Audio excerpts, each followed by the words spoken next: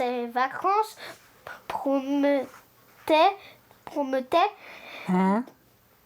Il y a 2 T.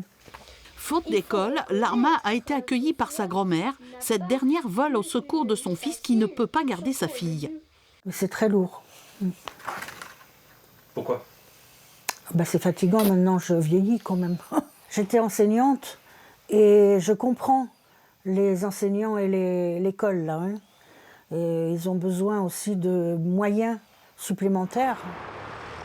Cette école du centre-ville de Poitiers fonctionne au ralenti.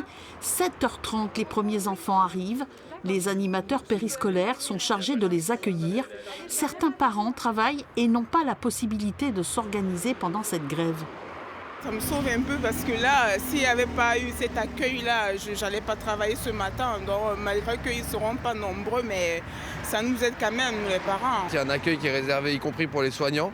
Donc ça, c'est assez confortable pour nous parce que du coup, moi, je peux la poser et aller travailler. Un service minimum assuré par 5 animateurs, mais très peu d'enfants pris en charge. Le nombre d'animateurs est largement suffisant pour accueillir tous les enfants. On va pouvoir séparer avec le protocole sanitaire et pouvoir proposer les activités aux enfants pour passer la journée. La mairie de Poitiers a mis en place 12 services minimums d'accueil sur l'ensemble de la ville pour soulager les parents. Lundi, il y a eu l'information sur la grève et mardi, un communiqué de presse donnant les dispositifs dans chaque école. Donc les parents se sont beaucoup organisés et ont anticipé. 52 enfants ont été accueillis dans les services minimums d'accueil sur les 6300 élèves que comptent les écoles primaires de Poitiers.